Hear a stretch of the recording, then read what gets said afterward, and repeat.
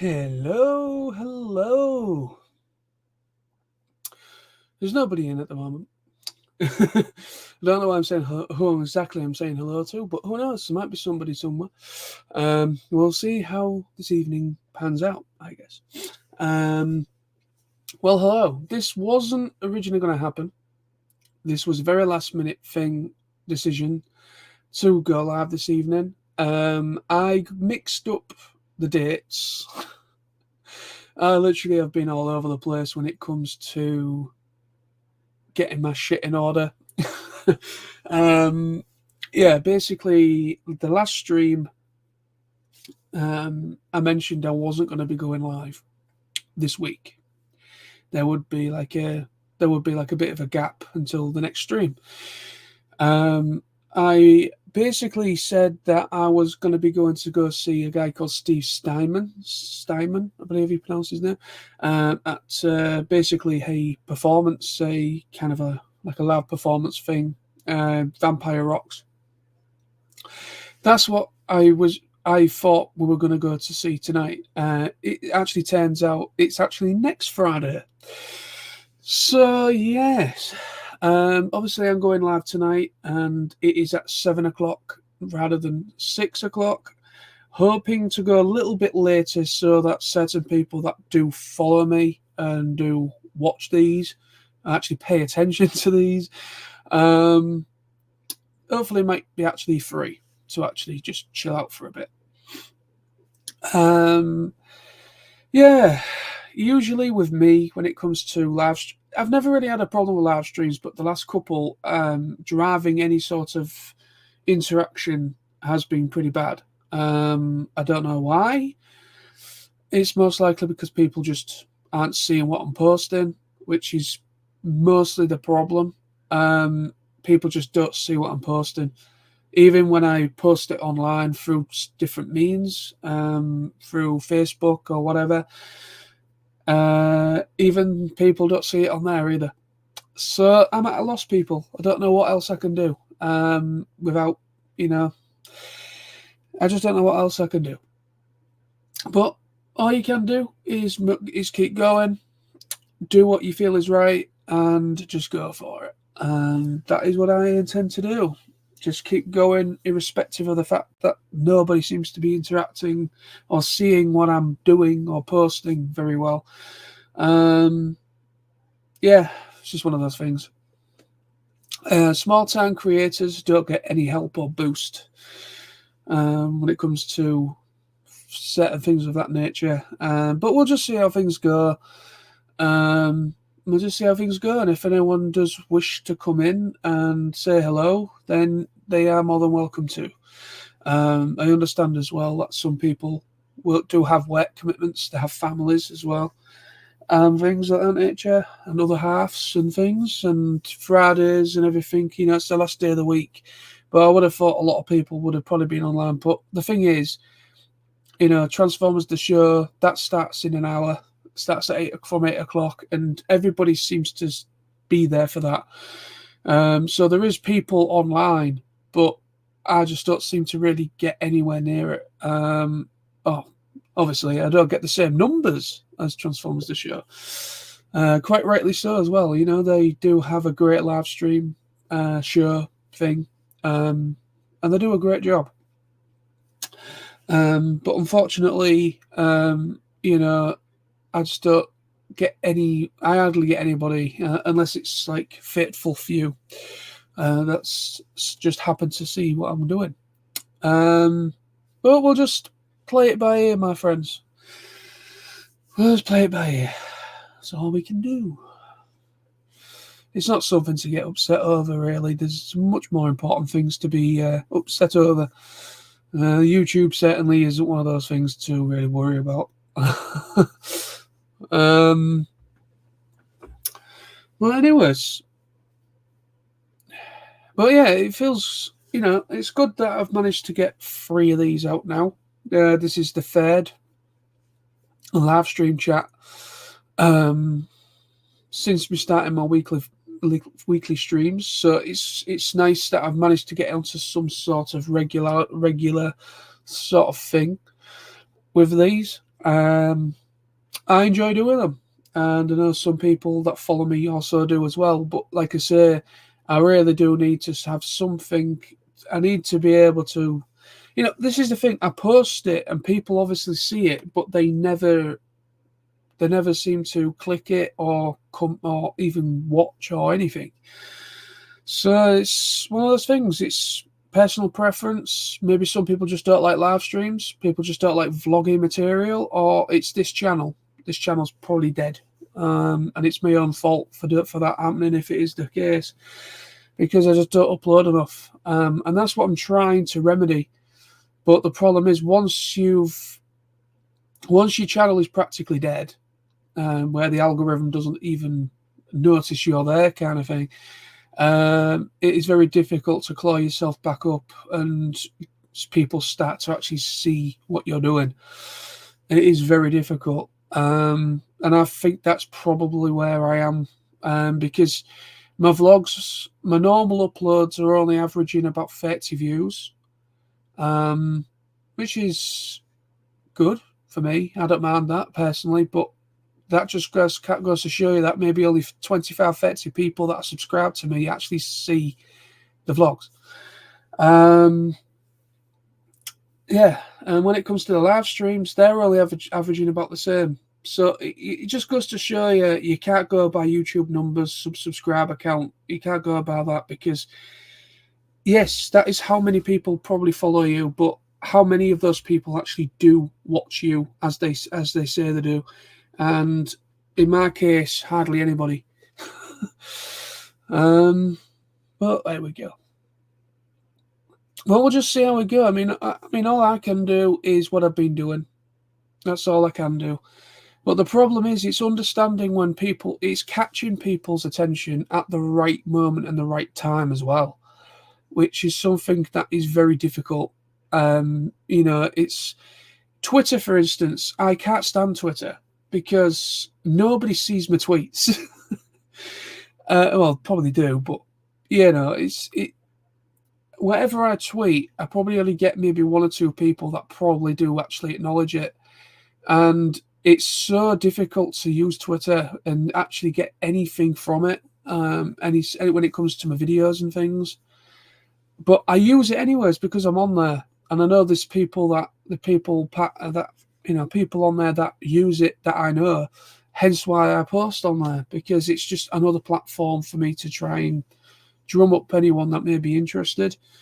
And then obviously through Instagram and Facebook, it's technically the same bloody people behind the scenes. But there we go, people. There we go. Hopefully the stream isn't going to be all about me talking about how YouTube is screwing over the small guy, but I'm not helping things either with talking about this, because YouTube, they listen in, not listen in, but they've got software, and if you talk about YouTube and if you have any swear words, or if you say something indecent, or if you say anything, maybe whatever the topic is your video is about, or whatever, that will just get demonetized, and it won't go out. So the fact that I'm talking about YouTube in a negative light sometimes, that also will go against me as well. But anyway.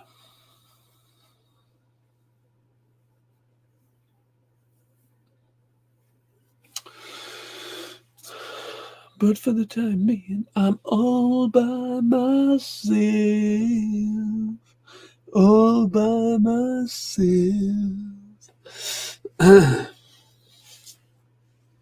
But yeah, I never used to have a problem with my live streams. People used to just be there.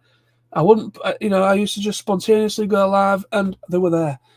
And that was only going back about a year ago. Not even a year. It will be a year since I started bringing them back.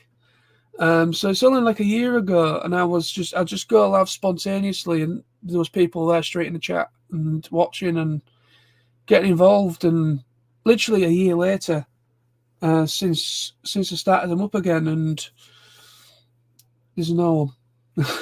it boggles my mind just how unfortunate I seem to go with YouTube. You know, you try to share things with people, you try to kind of give people a smile and a bit of a highlight on their week or day. And because I know me doing my live streams and my vlogs, people do really like them for certain reasons, because I've had, communication from certain people that, they really enjoy what I do. And it's just such a shame, and it really pisses me off when, nobody's really seeing or getting notified of me going live and these things happening, and they end up missing out.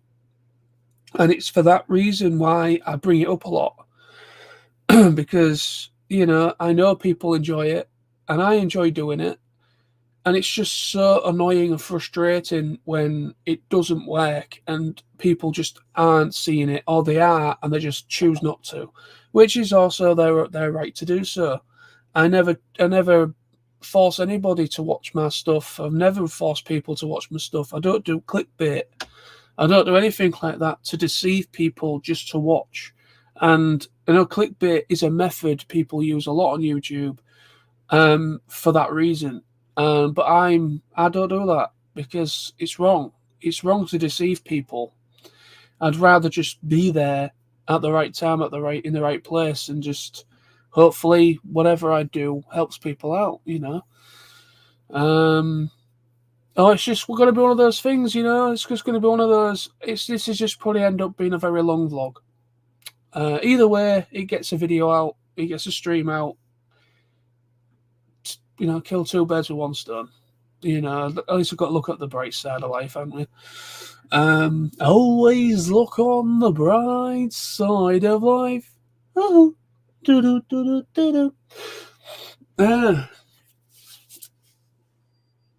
well, yes, today as well, I got myself a new mattress. Oh, yes, I'm a big boy now. I'm buying furniture. Yeah. But yeah, I finally got myself a mattress. A new mattress for my bed, obviously. Yeah, basically, the old one was fucked, to put it lightly. It was absolutely knackered.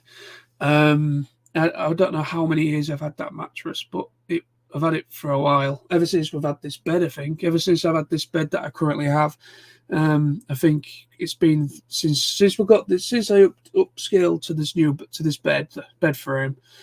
I think it's been the same mattress ever since we got the bed. So it must be going back a while. I can't really put a number on it, to be honest, but it has been a long time. And unfortunately, things don't last very long. But, there was absolutely no spring left whatsoever. There was just no comfort left in the old one. So, yeah, me and my dad went on Hesel Road, which is like a little shopping precinct area, just literally about 15-20 minutes up the road from where I live. And me and my dad said, because I've been thinking about getting a new bed frame. I basically got a new bed. I've been thinking about getting a new bed frame, an actual new bed. And I've been obviously saying to my dad that I really need to sort a new mattress out at some point for a little bit. And I've been starting to wake up in the morning, before going to work or on a weekend or whenever, just waking up and feeling incredibly sluggish and lethargic in the morning and just aching, like shoulder ache, back ache, neck ache sometimes, like a stiff neck or whatever, and all that kind of thing. And I've been kind of waking up like that sometimes in the morning, and it's because I've got no support. The old mattress just does not have any support. It doesn't support my neck, my back, all the areas that you need support when you're sleeping.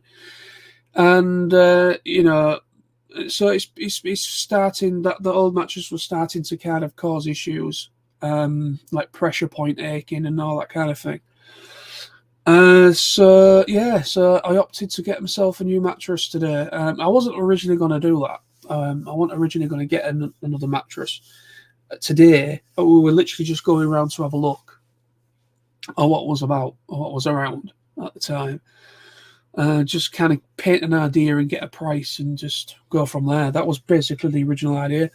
But no, got myself a new one today myself. So yeah, I'm quite happy with it, to be honest. You know, the guy said, because it came rolled up. Me and my dad didn't realise, but yeah, it came rolled up, and it was like, you know, really kind of fingered into this like a cylinder.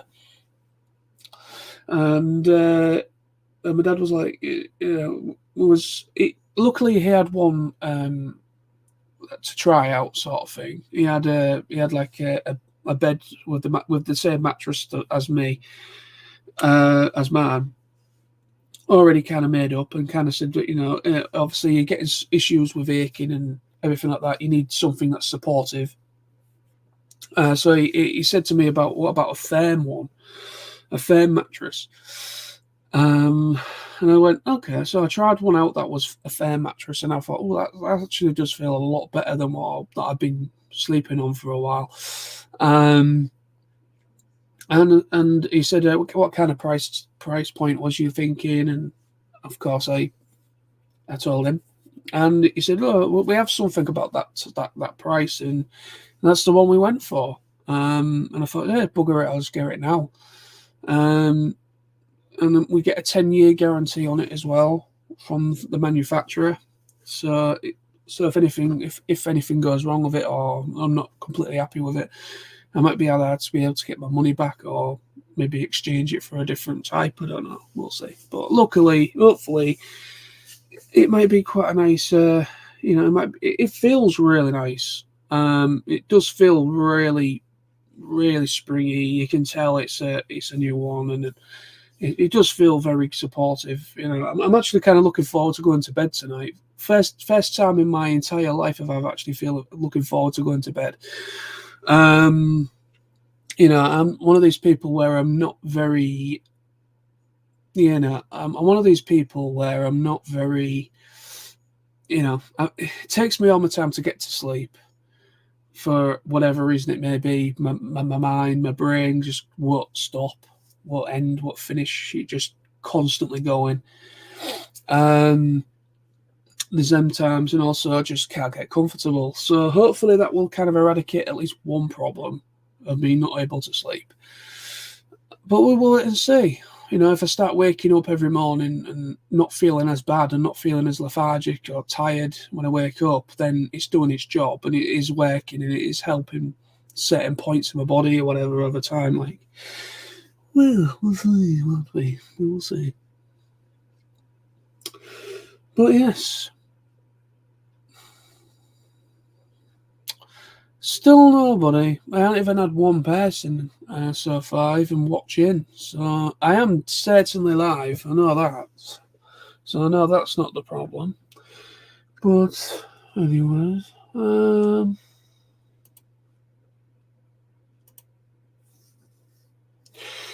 yeah, it's just one of those things. You know, people are busy. People have lives. You know, people have lives. People just, you know, jobs and all that kind of thing. And obviously, I'm doing it wrong. I'm starting to think Fridays may be a good idea to go live, but Fridays are the only time of the week where I'm more free to do a live stream. Saturdays, unless I've got nothing on, like there's nothing on, then I will do it on a Saturday. But I've never had a problem. I just don't understand why I'm having such a problem. I really don't. There certainly is something, and I just can't wrap my brain. All I can think of is algorithm, and it's just not letting people know that subscribe to me that I am live, or I'm just going live at a completely wrong time. I mean, Transformers the show go live at 8 o'clock every Friday, and people are just there for it. But they've got the numbers. I don't. They've got more subscribers, and obviously they average a lot more viewership per stream than I do. So that's why. So that's part of it. Small town people, you know, small time. You know, if you're under 1,000 subscribers or under 500 or under 1,000, you've got no hope in hell getting any help or anything pushed. It's really strange because, like, my regular YouTube, my regular Transform reviews are actually doing really well. But again, that's my other channel. You know, my main channel, you know, I'm starting to average better numbers percentage. I've noticed in my analytics, whatever you want to call it. In my analytics, you know, it's actually saying that people are actually watching my videos for longer rather than just, you know, so that's gone up. My subscriber count's going up, and my viewership per video is actually getting better, depending on what video I do. If I start veering off my reviews and start doing something different, it gets less. But then when I do a Transformers review or whatever, it's doing much better than I've ever had before. And also depending on what the figure is as well. You know, if it's something that people generally are interested in, then I'm starting to average, you know, so the algorithm's working, I think, with my main channel. And it is really kind of helping to get, obviously, because I'm starting to get, you know, it's starting to get out there, and I'm averaging much better viewership. But with this channel, to be honest, this channel's never really been a big bloater when it comes to viewership or whatever. But, you know, certain vlogs I've done, videos I've done, I've actually done really well. My TF Nation vlogs have done very well. Oh, for me, anyways. They've done pretty well, in my opinion. And what else? My download festival vlogs, they did quite well, and also my travel vlogs, like my caravan holidays, Salou, Spain, and I think, what else have I done? But anyway, so basically my travel vlogs, all they seem to do quite well. But anything that's not anything like that do a lot worse and don't seem to really get any sort of look. So but the thing is, people are more interested in that kind of thing, aren't they? You know, if it's a travel vlog, people are going to click more because it's something to look at, and it's more interesting compared to just something like this where I'm just literally just talking to the camera and very little much else. So people are going to obviously click on something like that more. But it's just one of the things, isn't it? But this is why I start getting burnt out as well. I know I can't put the blame on anyone in particular, of course. That would be wrong of me, and I can only blame myself, and I can only blame YouTube. I can only blame YouTube, and I can only blame myself. Why I say that is because it's my stupid fault for not keeping it regular enough and not uploading enough. Because you need to at least upload once a week, preferably 2 times a week, which is a lot better for your odds. But you need to at least upload once a week, or live stream, or even an actual upload, in order for your videos and your channel to actually, you know, take over well. But okay. But there's been times and there's been droughts where I've just not done anything for months, and that's a big no-no. You know, I mean, I'm not looking at growing my channel to the point where I want to be the next PewDiePie or whatever. You know, I'm not that type of person. I don't want to be a big time YouTuber, but you know, it would be nice if it would just work. You know, if my YouTube, whatever I do, live stream or video, whatever I decide to do, it would be nice if certain, you know, the people that actually follow me actually saw it. You know, that's all I care about, is that the people that do like what I do and are interested in what I want to say, and all that kind of jazz, and interested in my live streams, interested in whatever it is that I decide to do, then that is why I do these. That's why I do my live streams. That's why I upload my vlogs, and that's why I keep going, because I enjoy it, and I know people that watch also enjoy it. And it just really infuriates me when it's just not being put out there for me. YouTube or the algorithm just isn't helping me. So people just aren't getting notified. They're not getting pinged saying, "Oh, John Knowles Vlogs is live." They're not getting that. And, I've actually been told by Billy, my good friend Billy from TF Nation, he's messaged me saying that, I didn't even know you was live. I've just been sat here working on whatever. And I didn't even know you was live until I saw your tweet on Twitter. So that is exactly why I post elsewhere. Because if I don't do that, nobody will see it whatsoever. Nobody will see it whatsoever unless I post elsewhere.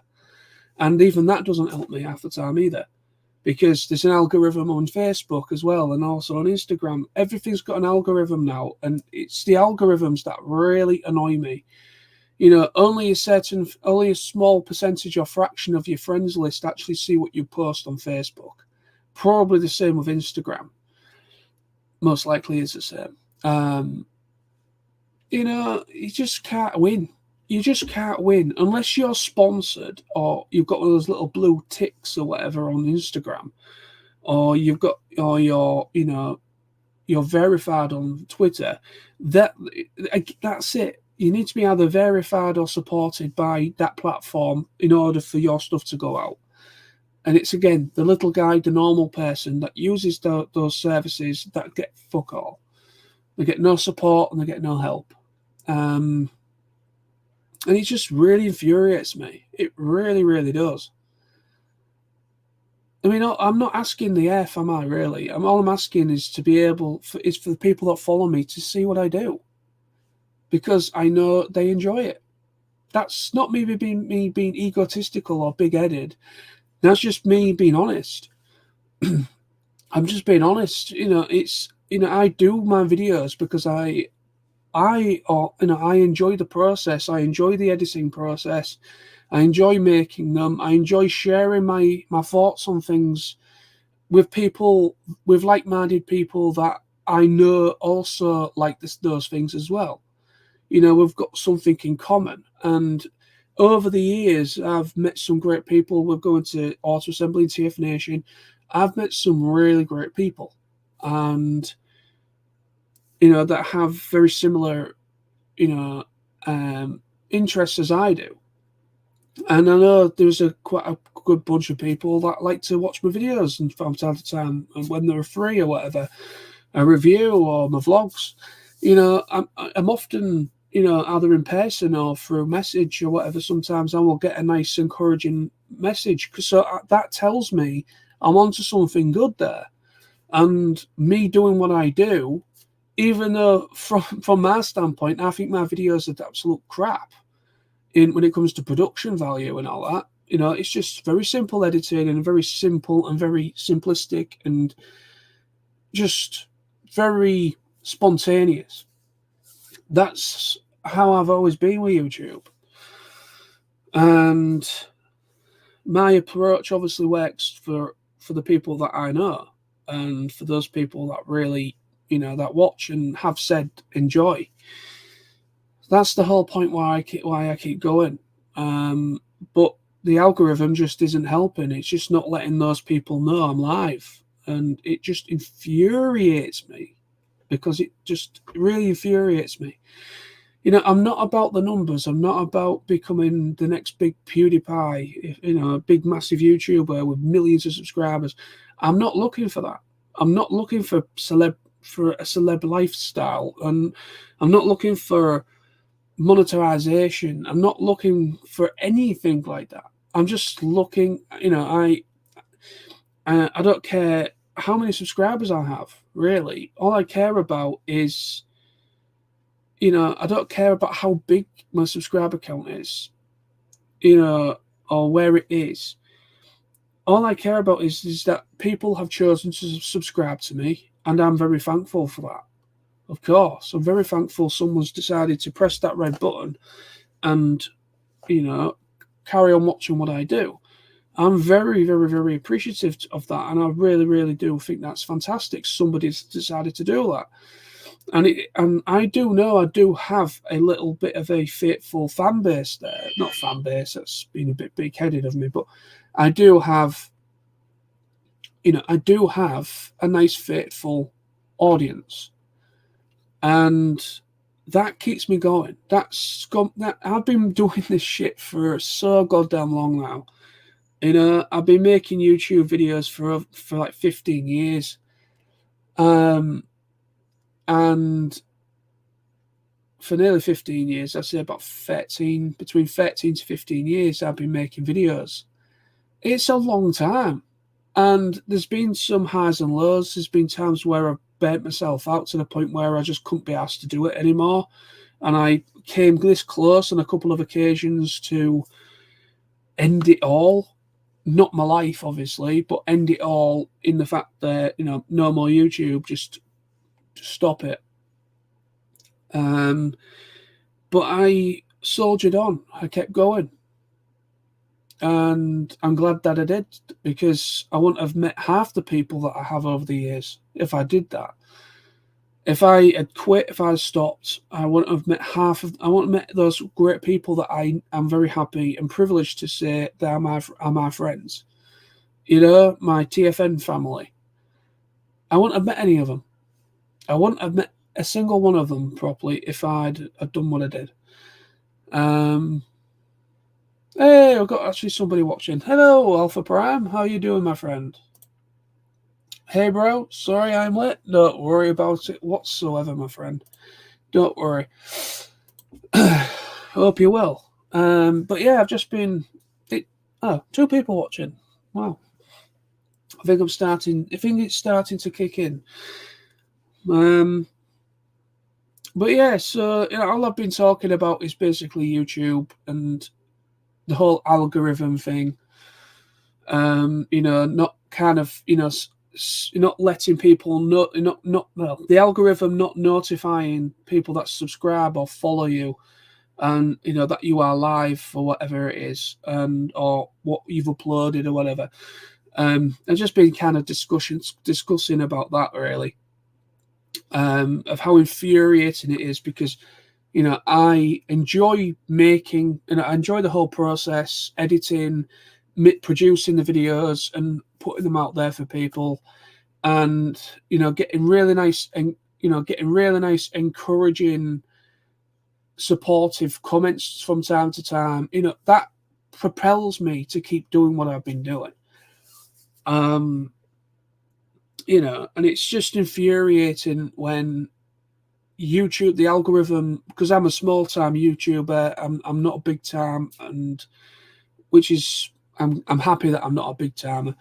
But the fact is because I'm a small guy, the algorithm just doesn't pick what I do up. It's just as simple as that. It just doesn't do it. But it's nice. There's 3 people watching so far. I don't know who everyone is. Alpha's here. If anybody wishes to come into the comments, please do. You're more than welcome. And we can get a little conversation going. I've been going on now for the past 30 minutes. I've been on for the past 30 minutes, but we can go for as long as possible, really. Can go for another hour if we wanted, depending of just where we are. But I think we're starting, because I'm at 7:30. Transformers the show guys start at 8. So people might be starting to come online because they're waiting for the Transformers the show, which is quite rightly so. I bow my head. I bow to those guys because they are the overlords when it comes to live stream shows. But I'm probably starting to get it there now, so people might be actually tuning in or actually seeing it, which is all I'm caring about. Alpha, been trying to transform the Studio SO2 Seed, the new Primus figure. Absolute nightmare. The transformation is involved, but the instructions are absolute garbage. Yeah, this is the problem with. It's not so much of a problem, but it's like third-party figures. Third-party figures, they can be really difficult or very fiddly to transform compared to an official Hasbro one. Again, of course, it depends on the figures and the design. You get some official Takara or Hasbro figures that are incredibly difficult, or a bit more, well, not completely, but they are very intricate, and you got to think about it more.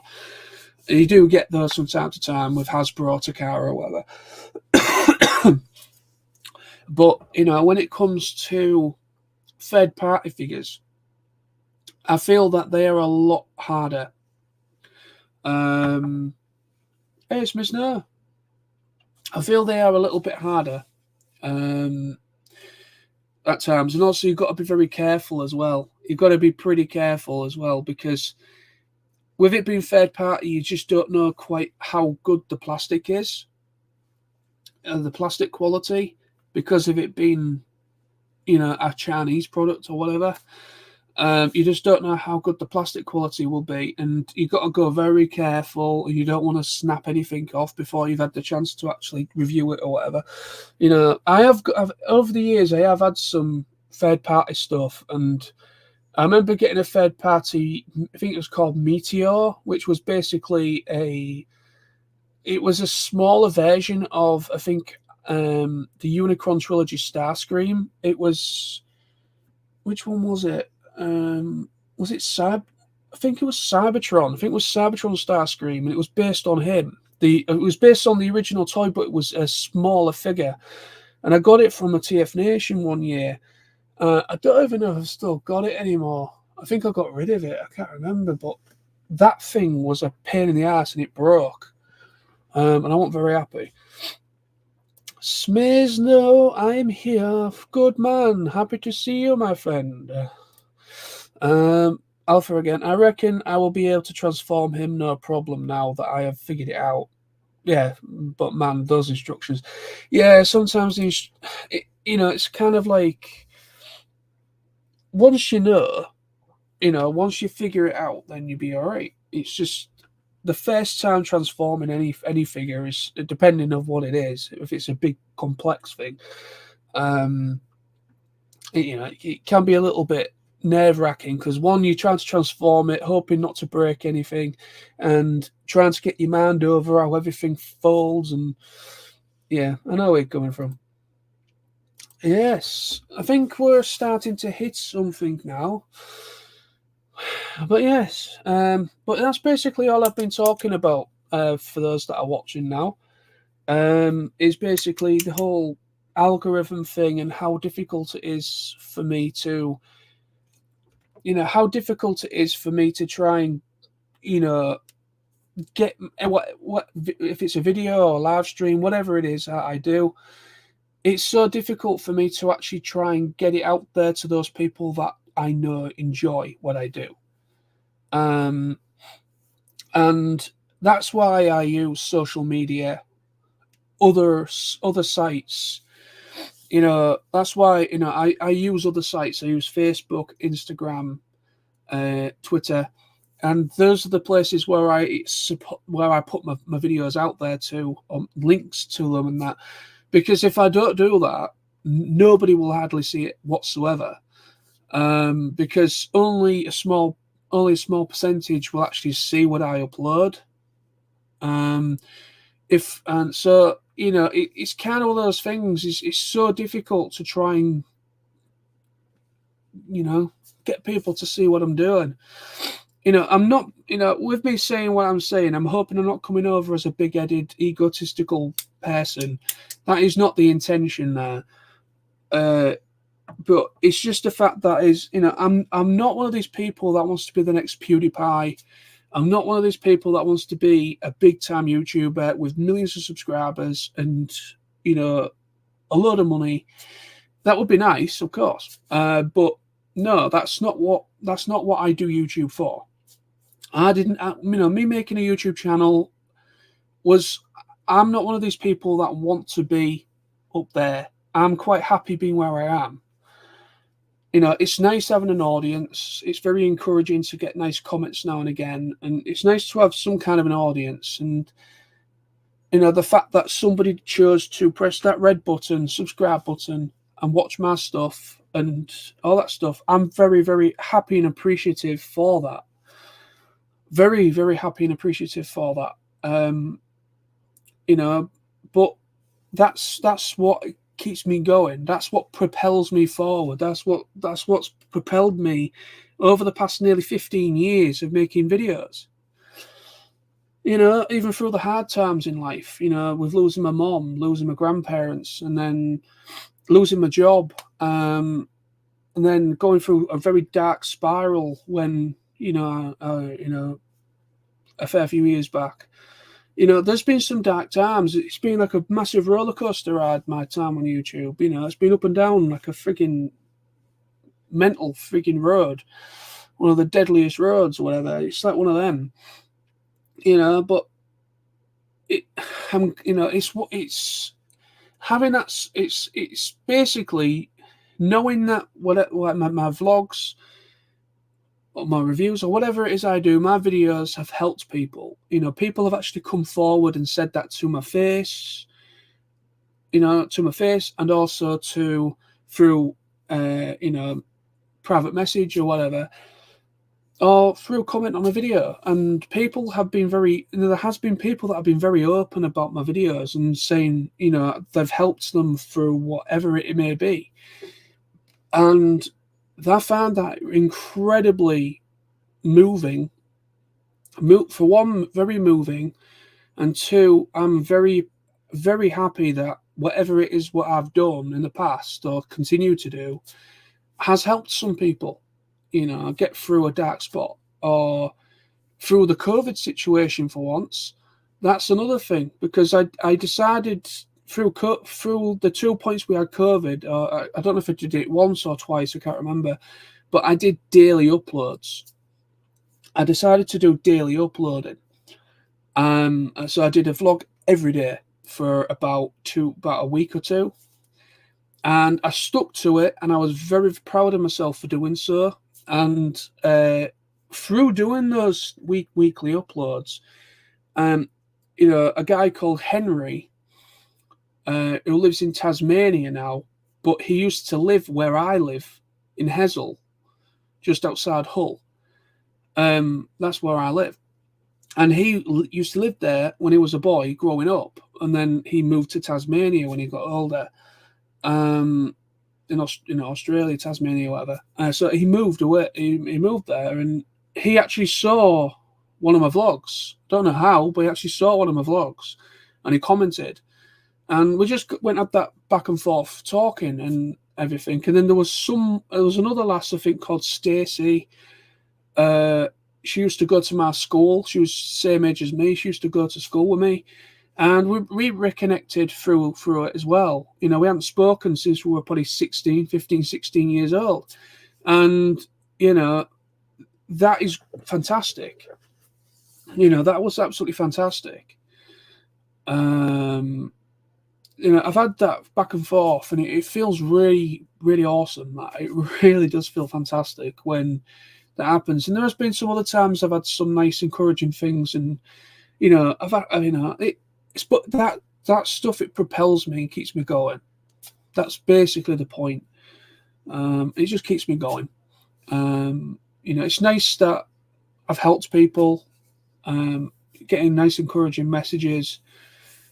You know, but it infuriates me that the algorithm just doesn't help me out to the fact where those people that I know enjoy what I do don't see it. They don't get notified. You know, nothing. Even though they are notified, you know, they press the tab to say I'm notified. They subscribe to me, but very small percentage of people actually see what I've done. You know, and it just infuriates me a little bit, because it's kind of, you know, they're not, those people that care just aren't seeing it. Anyway, so let's have a look, see.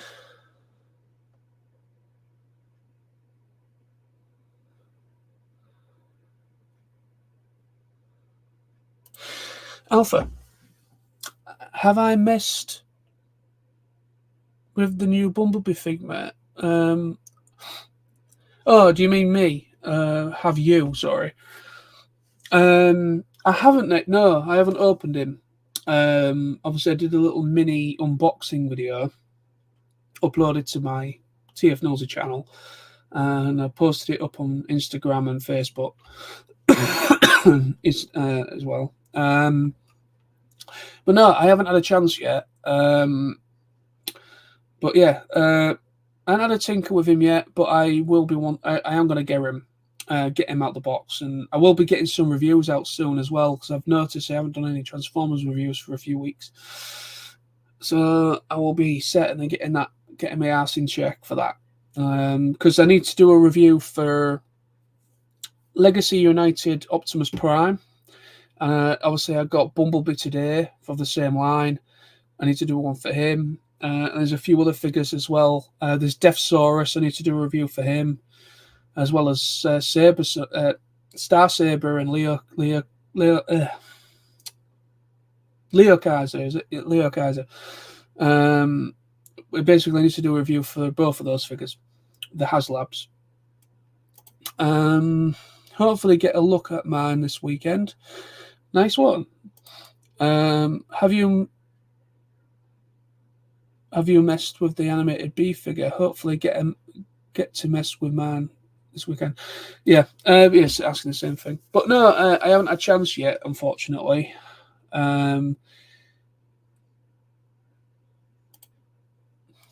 Yeah, so your unboxing vid. Yeah, sweet. But yeah, I haven't had a chance. Basically, me and my dad went out early today when it arrived, and I managed to get the little mini unboxing video done relatively quick, because it took me under a minute to sort it, edit it together, and put it up. So basically, it came. I took it out of the box, out the cardboard box. It came shipped in, and it's been on the side on the table ever since. So I hadn't had a chance to, because like I said, me and my dad went out. But I will be having a tinker with it probably over this weekend, and I will be getting some videos filmed, reviews filmed, and I'll get them put up eventually so people can see what it's like. But yeah, I will be doing that. Looking forward to the reviews, bro. No problem, man. No problem. Like I say, I've been kind of like, now we've got Sam. Wow. The cardboard box is the main part of any review. Is it? Interesting. I've been doing it wrong for all these years by the sounds of it. So people only want to watch the video for the box. The cardboard box it came shipped in. It's just a brown box with a label on it. There's a review. Anyway, Alpha thought I got rid of the first two comments. As I noticed, I'd put I instead of you. Don't worry about it, my friend. Don't worry. But yeah, I need to get my arse in gear when it comes to reviews. I'm a bit behind. Like I say, I need to do a review for Deathsaurus, Star Saber, and Leo Kaiser, or whatever it is. And also the Legacy United Optimus Prime and the Legacy United Bumblebee. I need to get reviews up for those guys. And like I said, there's a flutter of different figures that I've never reviewed as well, around about. So yeah.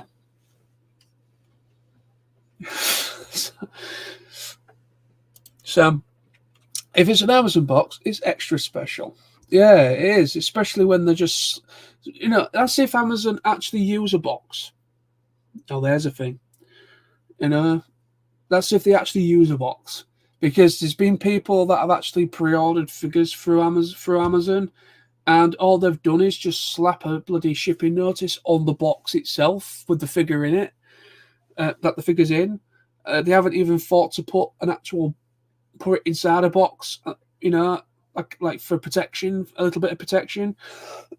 Oh no, you know, the thing is that won't really bother me per se. Yeah, it would annoy me a little bit, especially if the figure got knocked around and it actually, you know, arrived broken. Then yeah, I would be pissed off.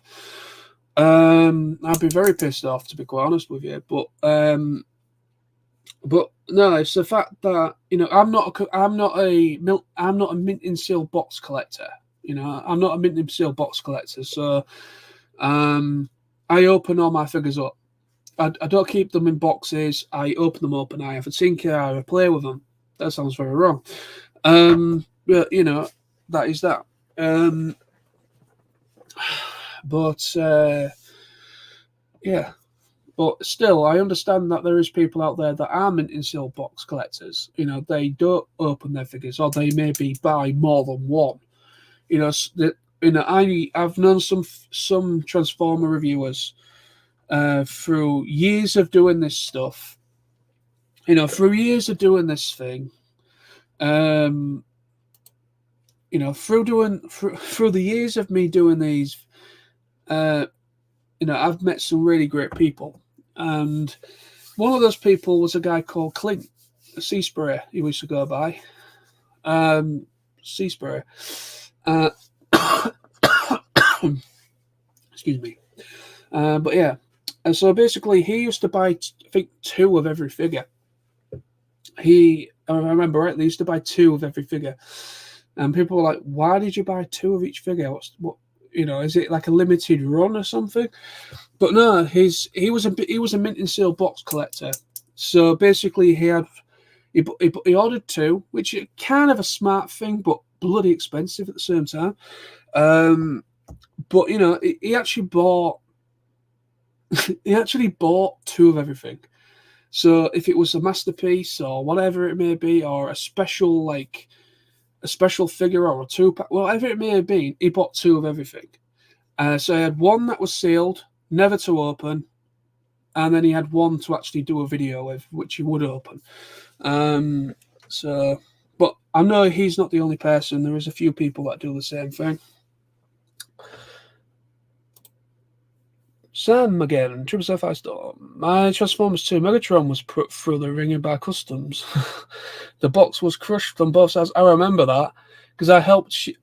I remember I helped you do the review for that figure. I remember when you bought it. I remember when you bought it because you told me. I remember when you bought it because when you told me and when it first arrived, and I remember the message, you kind of like, wow. Apparently you'd been waiting a while because it was kind of like on hold a little bit by Chinese customs, and it finally got released and finally put through. And when it finally arrived, it was literally crushed to fuck. I shit you not, this box was practically crushed to the point where, you know, if there was any damage to that figure, I'm very surprised that figure was not damaged in any way, because I'm pretty sure they must have kicked it from the one side of the warehouse to the other side of the warehouse, because that's how bad it looked. But no, luckily the figure was fine. But I remember I actually helped Sam film and edit that video and everything. So, but no, I think it was me. I do remember the video in question. I remember your review. I don't know if you did the review in my bedroom, which was the front bedroom. If you're still watching, Sam, I think it was I was in the front bedroom at the time when you bought it. I don't know if you brought it round one time, and I think I helped you do the review, or you did it at home. I can't remember, but anyway. But I do remember that. That was quite funny. Still, I'm glad that, you know, if you were somebody that was a mint and seal box collector, that would not have really gone down very well. Did you see that the RRDO Mega Prime HasLab has funded? I knew of it. I knew of it, but I don't know if it has funded or not, or been funded. I don't know. I haven't really been paying attention. I haven't backed it. I haven't backed it, to be honest, the Omega Prime.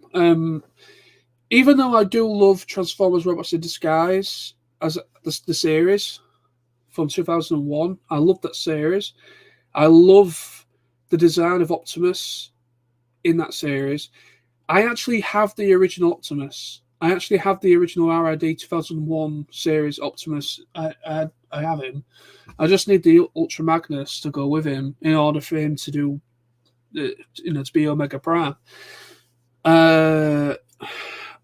Part of me, I wanted to back it, but at the same time I didn't, because it's like over 200 quid. And it's the price that's putting me off. Even though I understand you're getting 3 figures for that price, I understand, but it's a bit steep. And there's a lot going. Even though I won't get, even though I won't get billed for it until it's about to ship out to me, I understand that. But the fact is, I need to keep in my mind that I pre-ordered a figure that's over 200 quid. I need to make sure that it don't get bounced about because I don't have enough funds and all that kind of jazz. So for that reason, I've not backed it, because it is a little bit too steep for me price-wise at the moment.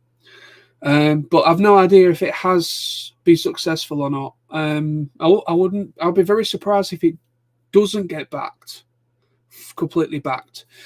But anyway, I'll be very surprised if it doesn't, because it is a very popular line with collectors. Maybe I did at least 2 or 3 reviews at your house. I think you did, actually. You did. Yeah, you did. You did a review for. You got an Evangelion figure one time. Evangelion, whatever you want to pronounce it. You got an Evangelion figure. I think it was Ray. I don't know. I think it was Ray Ayanami's Eva. And you got that figure, and that was filmed in the living room. I remember that one. Oh, was it? I can't remember now, but I remember you getting an Evangelion figure. I don't know. There's only about, I think, 2 or 3 that I can remember, but I'm pretty sure there was a lot more filmed in my house, to be honest. But I remember those. Worst case scenario for pre-orders is getting caught out the week before the payday. Yeah, that's exactly it. I'm trying to be very careful, because one thing about the HasLab stuff, though, they are quite prompt with updating you through email. So, they do prompt you saying that, to check everything and to make sure everything's correct and everything before they take the money. So it does give you a little bit of time to be able to kind of. It does give you a little bit of time to hopefully kind of raise some funds before it comes out. But yeah, that is a pain in the ass. Unit 1. Oh, Unit 1. Yeah. I'm pretty sure you got another one as well, Sam. I know you got Unit 1, but I'm pretty sure you got Ayanami's as well, Ray's. Because I remember the white one. I remember an Evangelion figure you was reviewing, and it was the white one, which is Ray's. I could be wrong. But I don't know.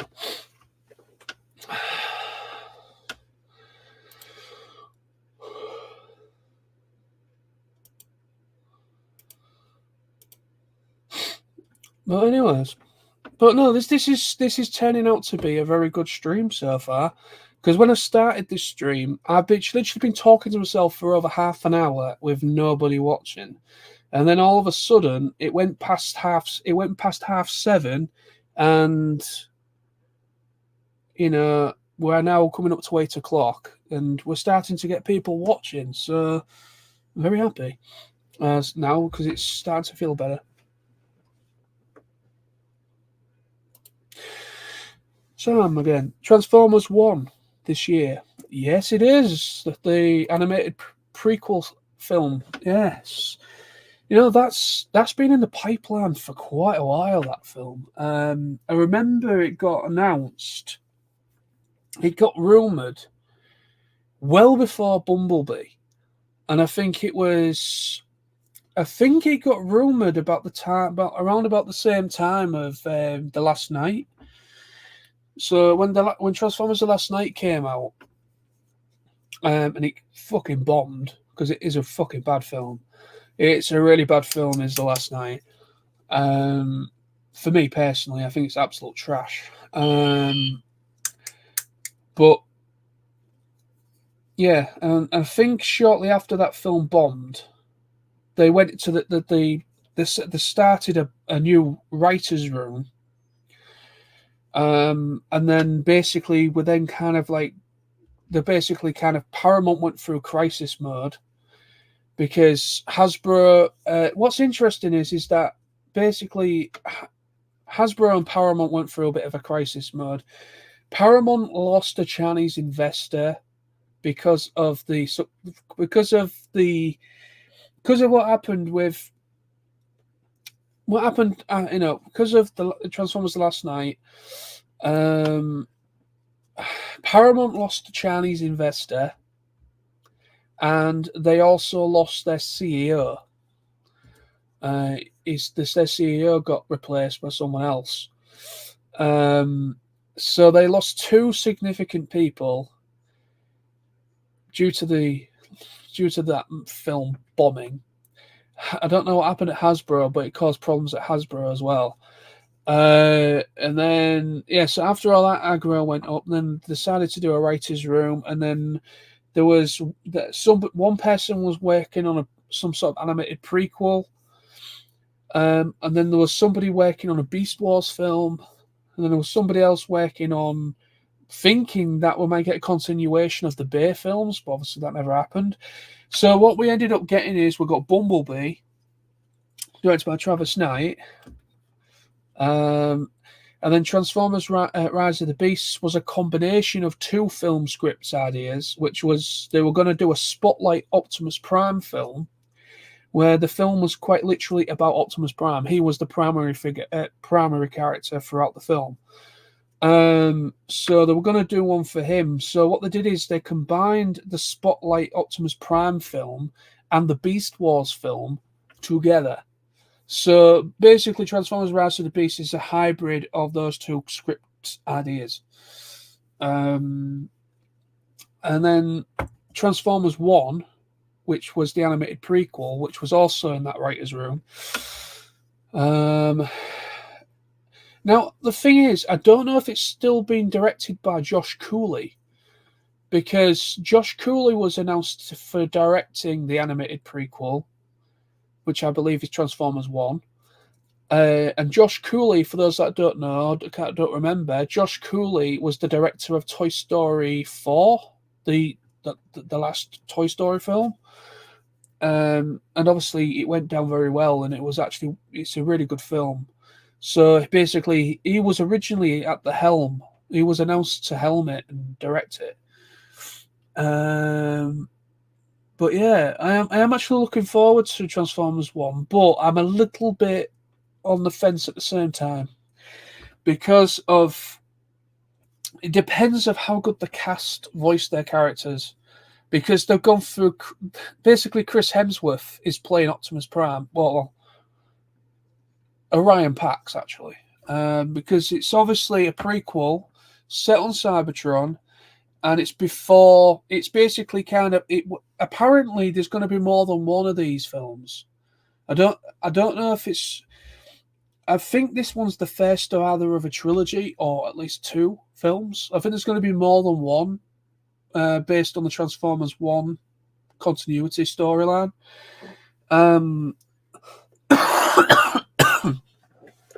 So basically, it's meant to be kind of like a retelling of the G1 times.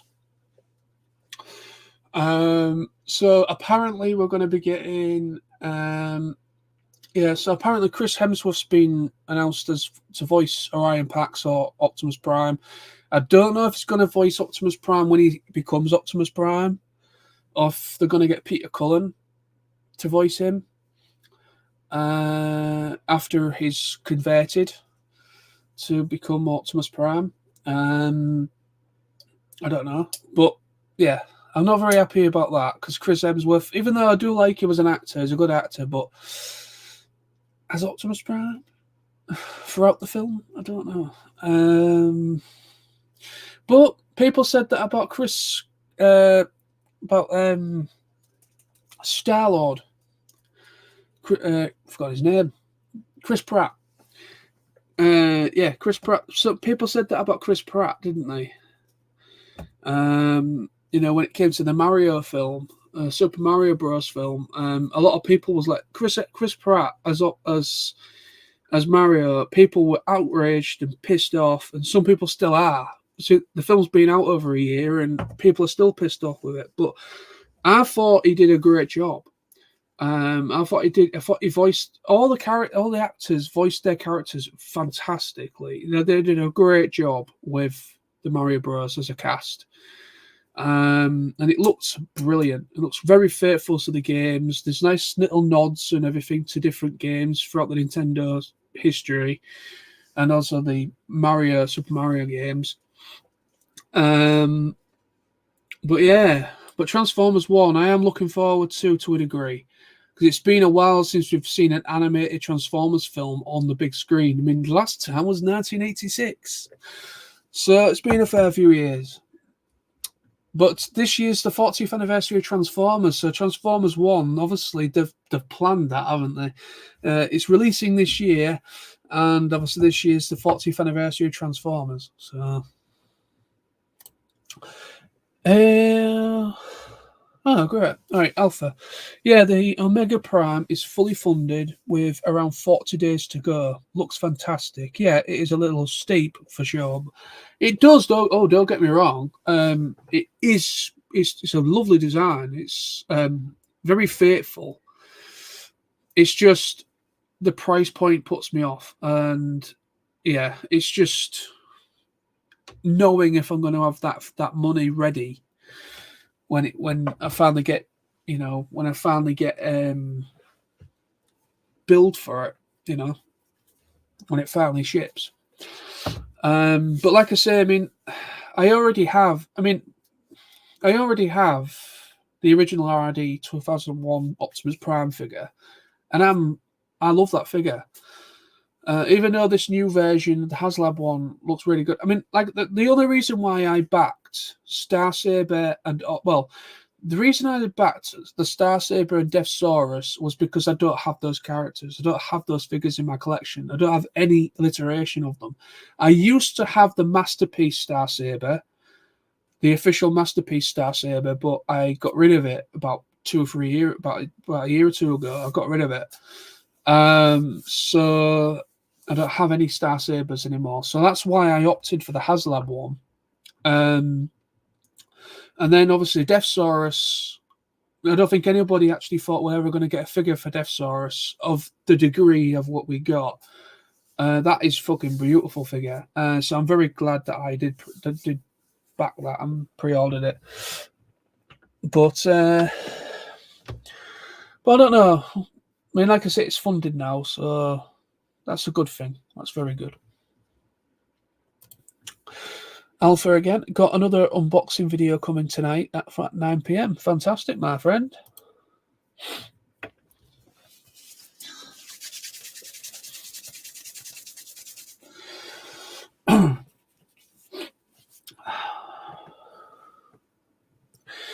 Well, Transformers the show started, so it's looking like it's going to be a bit quiet now, because I was starting to get people in. Smizno, I don't know if Smizno's still here. I don't know if Sam's still here. I know Alpha's here, but there's two people watching, so I'm guessing it's maybe Sam and Alpha. But yeah, anyway.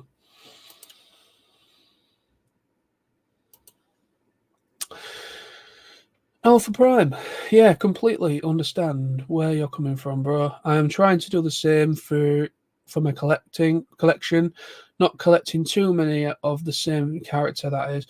Yeah. Yeah, it's just unfortunately over the years, I used to have some really nice pieces. I used to have a fair few masterpiece figures, official masterpiece figures. And unfortunately, over the years, I've had to get rid of them for whatever reason. Kind of like, well, when I lost my job, actually, when I lost my job, I was out of work for like nearly a year. I was out of work for like over 6 months. So I was out of work for over 6 months, and unfortunately, I had to get rid of a load of figures that I knew would sell and would help me out a little bit. So that's what I did. Sold some figures and managed to kind of help me out a little bit. So, but I want to get some of the figures back though. I used to have. I want to get back. Oh, I managed to get one of the masterpiece figures back. Well, it's not the same one, but I managed to get the figure again. Basically, I got Masterpiece, Beast Wars Masterpiece Optimus Primal. My mum got me it before she died. And unfortunately, even though I said I would never get rid of it, I had to. I had no choice. I was out of work and I had to get rid of it. I needed the money. End of the day, it is just a piece of plastic. But it really, really hurt me. It really upset me to the point where that was literally one of the only things that I had as a reminder of my mum. And unfortunately, I had to get rid of it. But I managed to get it back. I have it. I've got two versions of it now, though. I've got the one my mum got me, which is actually more show accurate. And then I've got the other one, which is actually based off the original toy masterpiece. The original Beast Wars toy. So I've got two versions of that now. But I want to get I had the Beast Wars masterpiece Cheetor. That's no longer in my collection either, so I need to get that again. I want to get myself. I want to get myself Dinobot, Megatron, Black Arachnia. Who else is out masterpiece? Oh, Rhinox. Oh shit! I just remembered. Masterpiece Rhinox. I've pre-ordered him, haven't I? And he's a fair few quid. I just remembered that. Shit. I'm going to have to make a mental note on that because I don't know when he's coming out. I don't know what month this year is coming out, but it's 2024, but I don't know when. So I'm going to have to keep that in my head. I'll write it down right here, actually.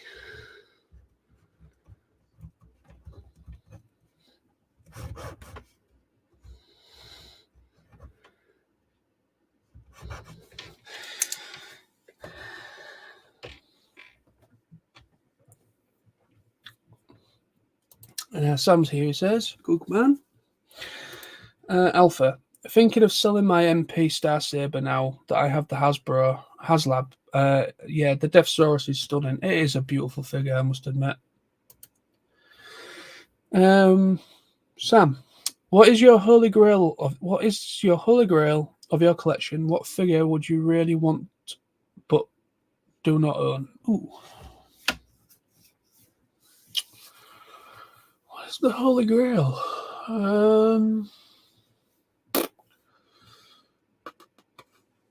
What is the holy grail? To be honest with you, what I already own, as what I own now, which is a holy grail, I don't know really.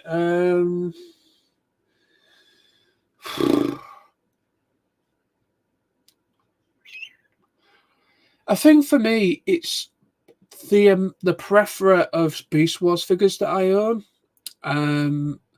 There's some figures within my Beast Wars collection that I never thought I would actually physically have. I always wanted the figures, but I never did as a kid. But I've got some figures that I was gifted, and then I've got some figures obviously I've bought over the years. I mean, I would have to say probably majority of the Beast Wars collection I've got like the bigger pieces. Like I've got Rampage. I've got Rampage is a bloody awesome figure, but it's very difficult to get hold of him complete. sometimes. But I've got Rampage complete. I've got Leo Convoy, original Leo Convoy. I've got Depth Charge, original Depth Charge. I've got Baboom. I've got a few versions of the Optimus Primal. I've got a couple versions of Megatron. I've got original Dinobot. I've got original Air Razor. I've got original Pterosaur. I've got a Dinobot 2. I've got a fair few. But a figure I don't own that is also considered a holy grail. Ooh.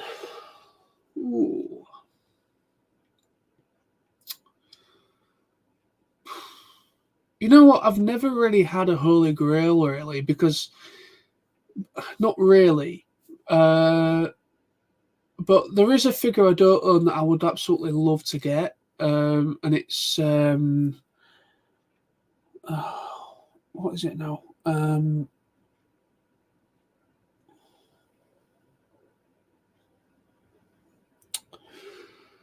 don't know.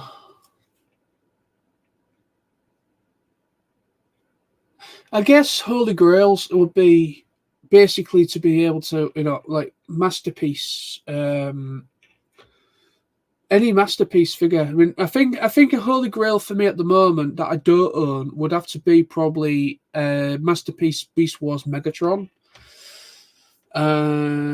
because I don't have it, and it online at the moment they're all knockoffs, even though apparently they are actually quite well built. But again, I don't really want a knockoff one. I want a proper one. So it's finding one at a good price. But I would say a Holy Grail figure Holy Grail, Transformers Holy Grail, of a figure that I don't own would probably have to be the Masterpiece Beast Wars Masterpiece Megatron. So yeah. Rhinox is out in June/July, I think. Right, okay, so I'm all right for now then. It's not out for a fair few months, but I just remembered because obviously Legacy United Bumblebee that arrived today, and for some reason I thought that was it. I thought that was all the figures I pre-ordered for 2024 have arrived, and me talking about Masterpiece Beast Wars figures, and it just dawned on me. Obviously, I've not had any emails to confirm that it's been shipped or anything like that, so I think I'll be all right. I just completely forgot. I'm just going to have to be much more mindful and careful of what money I've got. Gotta bounce, bro. Have my kid to lift from you. All right. Okay, no worries, my friend. Take care of yourself. It's been nice to talk to you, as always. And hopefully talk to you very soon.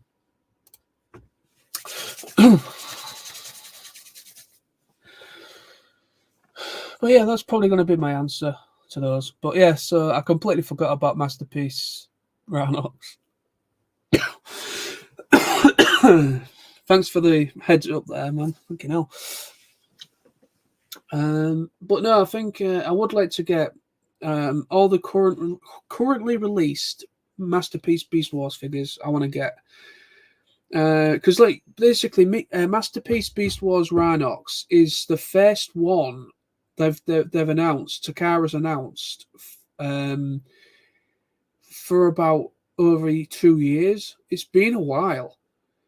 People were starting to wonder if we were actually going to get any more Beast Wars masterpiece figures, because they seem to have moved on to different things. At the moment, they're doing the Masterpiece train robots, the trains from Headmasters, I think, or is it Master Force? From basically the Takara trilogy, basically G1 Takara, the Takara trilogy. They've moved on to the train bots, and they're releasing all the combinations. So you're basically going to get the first ever Masterpiece Combiner, and it's all the train bots. So they've so basically they're gonna they've been moving on to that. So, but Rhinox was announced, and it's been a while. I think the last figure that was released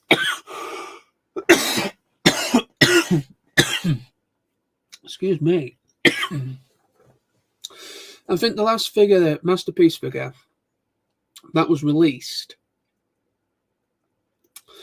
for Beast Wars was, I don't know if it was Black Arachnia or if it was Dinobot. I can't remember. But yeah, so far there's 3 versions of the Optimus Primal. There's 3 Masterpiece versions of Optimus Primal. There's the Burning, I think it's called Burning Convoy, which is basically is the red one. So there's that version. There's the 2 that I've got as well, which is the one based off the original toy, and then the show accurate version. And then there's Cheetor, and then there's another figure called Panther, I think it is, Black Panther or Panther or something, which is actually based off the Cheetor toy. I don't actually know what that figure is, to be honest. I don't remember a transforming Panther figure. There's Masterpiece Tigatron. There's Masterpiece Black Arachnia. There's a Masterpiece Dinobot, Masterpiece Megatron. Rhinox is coming out. I think that's it. There's only been 2 Predacons out that released so far. Obviously, Black Arachnia was a Predacon. Megatron, obviously. So, and obviously, Dinobot used to be a Predacon, but it became Maximal. So I don't really count that. So basically, there's only 2 Predacons, and there's about 6. I think there's maybe 3 Predacons. I don't know. But yeah, there's less Predacons Masterpiece figures than there is to Maximals, unfortunately. You know, that would be the dream. That would be the dream, to have all the first season Maximal and Predacon in Masterpiece format. I would absolutely love that. I would actually sell every figure I have just to keep those. I would be absolutely satisfied to have just the main core characters, Maximal and Predacon, as my collection. I would be very, very happy with that. You know, I would be very happy with that. I'd be very satisfied with that. Just having all of them masterpieces, and everything else will just sell. Oh well, we'll see. But I'd be very happy if I had them all. Sam, do you think the Bayverse will ever be completed? If I am not mistaken, the script for Bay's final Transformers film does exist. Yeah. They have been pushing.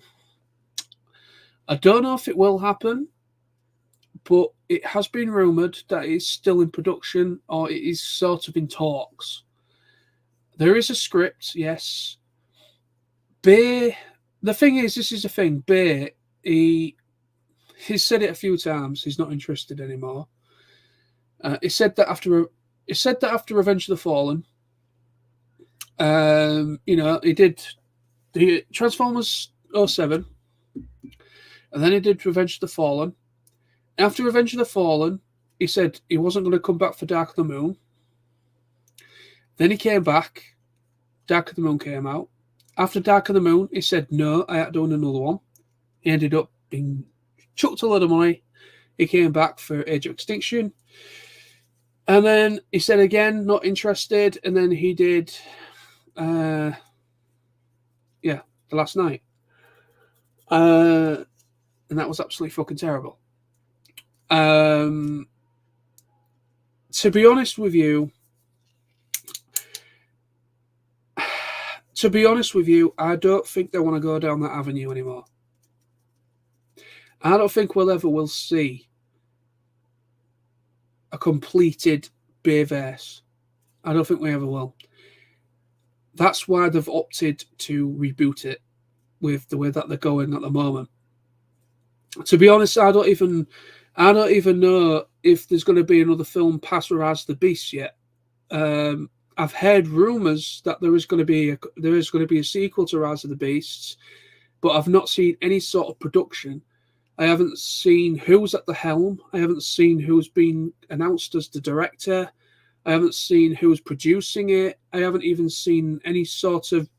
I haven't seen any news about it whatsoever. The film has done quite well. It didn't do very well at the cinema, but I think it's done a lot better domestically. It also did much better with the Chinese audience as well, compared to the last night. So that's a plus. And I think Japan enjoyed it as well. So it did well in certain countries that really matter. That really does matter when it comes to film industry. So we'll wait and see, I guess. It was just to wait and see. But to be honest, I don't want the Bayverse to be completed. I don't want any more Bayverse films. And that is Michael Bay helmed films. I don't want it. People are going to point, probably, people are like, oh, here we go again. You're just a G1er. You don't like change. No, that's not the case. That is not the case at all. To be quite honest with you, I am quite happy. Look, I enjoyed the Michael Bay films that we have so far. Even though I have problems with a lot of them, I have problems with the Michael Bay films. But they do still have a bit of a soft spot. I do have a soft spot for them still. I have a soft spot for the 2007 film. That is probably my favourite of the Bay films because that felt more faithful to the Transformers toy line and the characters. Even though it was very annoying when certain characters that were comedic characters came on, they just pissed me off. But the 2007 film felt a lot more grounded. They had the right numbers for the Decepticons and the Autobots. That worked well. The fight scenes, everything could just worked. It was not everything worked, but it was a better film. It was a better watching experience. Right then, Revenge of the Fallen is a clusterfuck film. I know you can't blame Michael Bay too much for that because they had the writers' strike at the time. They didn't have a finished script when going into the production of the film, filming. So basically, the script was basically the script wasn't completed before they started filming. They had a non-completed script. They went straight into filming. They filmed up to the point that they filmed from where they had left off when it came to the script, what they already had written, and then when you get to the forest battle scene, after that point, you can tell there's a major shift in everything. It just feels like a different film. You just literally watched one film and started a different one. You could really tell the difference in quality, acting quality, writing, everything. And it just becomes a complete confused piece of shit after that scene. And it is absolutely fucking terrible. Don't get me wrong, there is some really good parts of Revenge of the Fallen. There is some really good fight scenes. The whole Optimus Prime coming out the back of the plane, transforming in midair, landing and then transforming again when they were going after Demolisher. The Decepticon Demolisher at the beginning of the film. That was fucking beautiful. That was absolutely... I think that was Revenge of the Fallen. Yeah, it was, because he says about the Fallen.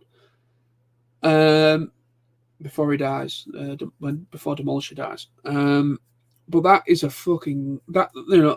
Basically, the opening sequences up to the point of the desert, the forest battle scene is actually really good. Those up to that point is good. It's just past the point of.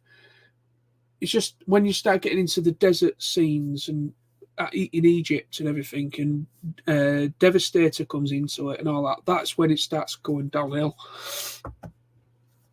But no, I don't think we will get a completion. I don't think it will complete, even though there is a script. Even though there is a script, but I don't think it will happen. Basically, the Michael Bay films have actually, they almost bankrupt one of the oldest film production companies in film history. Paramount almost went under because of The Last Night. Well, not just because of that. It was a massive final nail in the coffin sort of thing. It was almost a final nail in the coffin for Paramount because of the failure. Apparently, there did been a few failures for Paramount. There'd been a few films that has come out that came out that wasn't making them very much money. So they had a lot of high hopes and everything for The Last Night. Really hoping The Last Night would actually pull through. And it didn't. It failed massively. It failed. It massively failed. And like I said, they lost a Chinese investor, which is a big fucking whoa. And then they lost their CEO, and I think people had to be laid off. The CEO got replaced, and then since then, they've been very careful with how they go about things, and things are starting to look up. They're starting to earn money again, and obviously they've got Paramount Plus service now as well, which is getting quite popular. So yeah, and then obviously Bumblebee and Rise of the Beast was. Even though both of those films didn't do as well as the Michael Bay films when it came to ticket sales, but they were more positively accepted by the general audience. So that's a plus. So they are working in a good direction. They're going in the right direction, I think, with them compared to the Michael Bay days. So they're starting to listen to the fans a little bit more. So hopefully. As we know, G.I. Joe live action film is potentially in the works with a possible Transformers crossover film. Yeah, but the Rise of the Beast film. Yeah, the Rise of the Beast film has the end credit scene, doesn't it? So apparently there has been rumours of a live action G.I. Joe film for a while before Rise of the Beast even came out. So there will hopefully the sequel to Rise of the Beast, because basically Rise of the Beast is part of a 3-movie thing. It's supposed to be a trilogy. So basically Rise of the Beast is supposed to be a trilogy. You've got Bumblebee, which was the precursor of, well, supposedly meant to be the precursor, but the thing is with Rise of the Beasts, they fucked up on one character. One character in Rise of the Beasts they majorly fucked up. Wheeljack. Wheeljack, compared to the Bumblebee film, and then Bumblebee's supposed to be the film before Rise of the Beasts. All the writing and the connection, you can tell it's just. But yeah, they fucked up. They know they fucked up. But it was too late to change things. But Wheeljack, in the Bumblebee film, he looked really good. Wheeljack looked fucking brilliant in Bumblebee. They did a great job with the designs of all the Autobots and the Decepticons. They did a great job with those designs. But then, and then obviously, at the end of Bumblebee rejoins Optimus Prime, and then you see the other Autobots coming to Earth. Coming into Rise of the Beast, you've got Mirage, you've got RC, Wheeljack, and then Wheeljack and Optimus Prime and Bumblebee, and that. So that's the only criticism I have for Rise of the Beast. Mostly is that. Actually, no, I do have other criticism as well. Is Airazor. I think they could have give her a better treatment. I think I would have liked Airazor to at least transform once before she died. I would like to have seen how she would have looked like transformed on the big screen, but we never did. She basically was a wasted character. Even though Airazor is a bloody great character, I like her character in the show, and it's just such a shame that she never really got much time to shine. She was always in her bed mode. She never transformed, which was a big shame.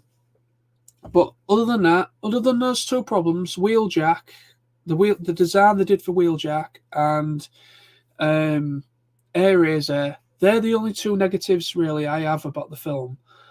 Everything else, I really think it's one of the best films we've had so far, next to Bumblebee.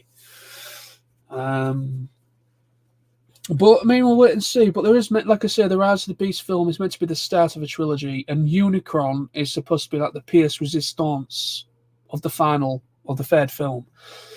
Apparently, the second film is going to bring the G.I. Joe in, and it's meant to be kind of like the Autobots and G.I. Joe kind of work together to kind of come up with a plan again to fight Unicron. But I have also heard rumours of a Mask live-action film. Now, Mask is within the continuity of G.I. Joe. It's just they are a different faction of each good side and bad side. Basically, obviously, with G.I. Joe, you've got Cobra. G.I. Joe and Cobra, they're good side and bad side. With Mask, you've got, I've forgotten, they've got the good guys and you've got Venom, which is the bad guys. But they are connected. They are supposedly meant to be connected. They're part of the same continuity because of, the only difference is with Mask, they have transforming vehicles. But they are meant to be part of the same continuity, and also supposed to be in the continuity of the Transformers as well. So there is rumours that they're meant to, because apparently their Mask. I've seen something. I have seen something on Facebook. Basically, Mask. They could be making a new animated series based on Mask. So apparently Mask is looking like it might be making a comeback. I do remember that they were bringing a toy line back. I heard something that they were bringing the Mask toy line back. And then I've seen recently that there's rumours that there's going to be a new TV animated series based on Mask, which is pretty cool. Very cool. Which could possibly opt the idea that they might maybe do a crossover with G.I. Joe, or they might. I'd love that, Mask and G.I. Joe together. That would be pretty cool. But yeah, but we'll just wait and see. I mean, I think 2024 we might start getting some sort of announcements in regards to the sequel of the film, Rise of the Beasts. I think they've been waiting to see how it does domestically before they. Apparently, it has been greenlit. I know the sequel to Rise of the Beast has been confirmed. I believe it has been confirmed, but ever since it got greenlit or supposedly confirmed that it is happening, I've not heard anything else. I don't know if they're going to go with a different director again, or if it's the same director for Rise of the Beast coming back. It would make sense if he directed all three of the full trilogy, to be honest, because it's sort of like his kind of take. And I just basically want to see what happens at the end. I want to see Unicron on the big screen. We saw him in Planet Mode, and he's amazing in Planet Mode. I want to see him transform. I want to see Unicron transform. It will literally be one of the biggest things to see in cinema. Will be seeing Unicron transform in live action. That would be fucking incredible. So it'd be interesting as well by the time the third film, because the second film's going to have to introduce the Predacons. We're going to have to see some Predacons in the second. In Rise of the Beast sequel, we're going to have to see Predacons. I'm hoping we're going to see more Maximals that happen to survive. Decepticons are going to have to come into it. You know what? What I would love to see happen in the third film, in the second film, it sort of starts things off. In the third and final film of the trilogy, when we finally get the pièce resistance of the fight with Unicron, what I want to see, is... It's got out of my head. Well, what I want to see is a combined front, a frontal assault of all factions working together to destroy Unicron. Now, I think that's probably a plausible thing they could go down. Why I say that? In pretty much every incantation, pretty much nearly every Transformers series, pretty much, there has been a couple that haven't followed this principle. But there has been times where the Autobots and Decepticons have worked together to destroy a big foe. Basically, say like a Unicron is a big one. Unicron, and I think there's been some other characters as well that have also been in Transformers. But they have to fight together. They have to fight together. The Decepticons and the Autobots have to fight together in order, because whoever they're fighting poses a threat to both of them. They are, so like Unicron, he's his own thing. He's not of a faction. He's not Decepticon, and he's not Autobot, and he's not in between. He's his own. He's a rogue agent. He's basically a one bot planet army. He's his own thing. So basically, it meant the eradication of the Decepticons and also the eradication of the Autobots. So they were, So I think it'd be in the best interest for both the Decepticons and the Autobots to combine their efforts, and we probably get like the Autobots and Decepticons working together, as well as the Maximals and the Predacons. So, because you're going to have a bloody big army, you're going to have something massive to go up against a planet-eating destroyer like Unicron. So, I think the Autobots, the Decepticons, the Maximals, and the Predacons work together with G.I. Joe helping as well. So, you've got G.I. Joe with all the factions of Autobot and Decepticon working together. I mean, I know this might be very profound, but would you even think a possibility of Cobra helping G.I. Joe help him out? I don't know. Maybe that's kind of being a bit too optimistic, but I would love to see a combined effort, like a truce.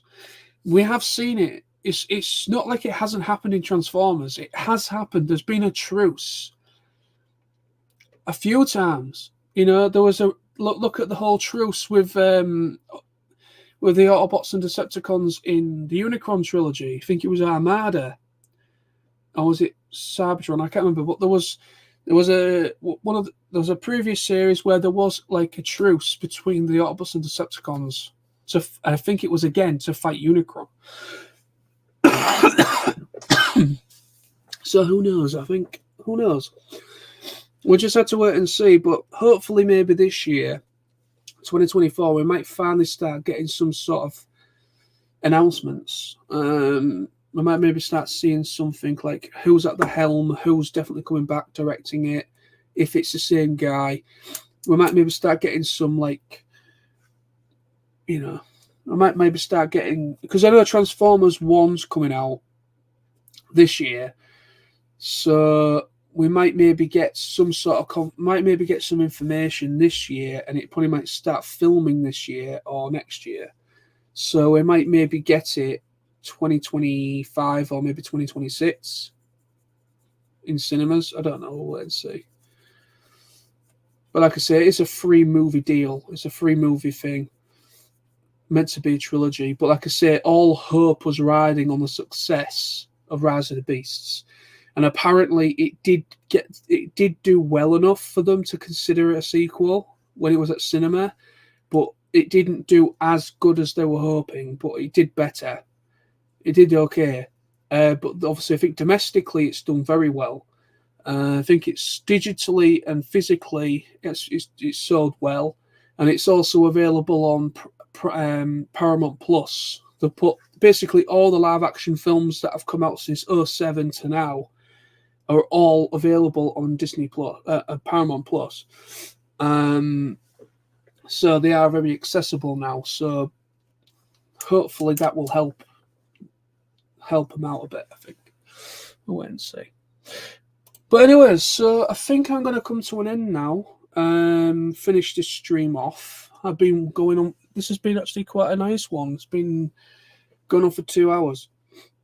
But it's been nice to speak with you, Sam, if you're still watching. It's been nice to talk to Alpha again. And it's been great to talk to, obviously, Smishno came in for a moment as well. But, it's been very nice. It's been a good stream. Peace out, mate. Yeah, you too, my friend. Hope to see you over the weekend, hopefully. If you are free, feel free to pop around either tomorrow or Sunday, whenever you are available. If you are, it'd be good to see you. But anyway, so yeah, it's been a good stream. I've enjoyed it tonight, even though at the beginning I was kind of thinking my efforts this evening were a bit futile. But we'll wait and see. But thank you ever so much to everybody that watched and been watching along and commenting in the comments. It's been fantastic. But anyway, so just to let people know, like I said, this live stream wasn't going to happen tonight. It wasn't going to happen tonight because I originally said I was going to be out. I was basically not available tonight to do the stream. Of course, I was wrong. I got the dates wrong. So that's next week, next Friday. So basically, a week on Friday. Oh, sorry, a week today, should I say? A week today, there will be no stream. Okay, I know it sounds daft for me to say it again, but there will be no stream. There'll be no stream next Friday because obviously I will be going to see Steve Steinman, Vampire Rocks. Like I say, I mixed up my dates, got my dates wrong. I thought it was this weekend. It's not. It's next weekend. So I won't be. There will be no live stream next Friday. So I will be back probably the Friday after. So it's going to be in 2 weeks' time. I will be back with another stream. Or if it works out, I will try and do it on the Saturday instead. We wait and see. Because like I said, I'm meeting up with my mate Smithy on Friday, next Friday, to go see that show. I don't know if we're going to be meeting up again on the Saturday as we usually do. If I'm free the Saturday, then I will move the live stream to the Saturday night instead of the Friday night. But again, I will wait and see. If there's no live stream announcements or anything mentioned from me about going live tonight, going live next week, then there will be no stream. There will be no stream at all. But I'm just giving you an option that it could be either instead of the Friday, it might be the Saturday next week. If not, then if I'm not available at all, then it will be in 2 weeks' time on the Friday at 7 o'clock. I'm going to try and keep them around about 7, half 7 every week, every Friday. But anyway, so thank you so much for watching. You are all awesome. Take care of yourselves and enjoy the rest of your weekend. And I shall see you, hopefully talk to you very soon. So keep your eyes peeled. Transformers reviews are coming on my main channel, and also I will be continuing to upload vlogs and whatever else in my live streams to this channel. So thank you so much. Take care of yourselves, and bye-bye for now.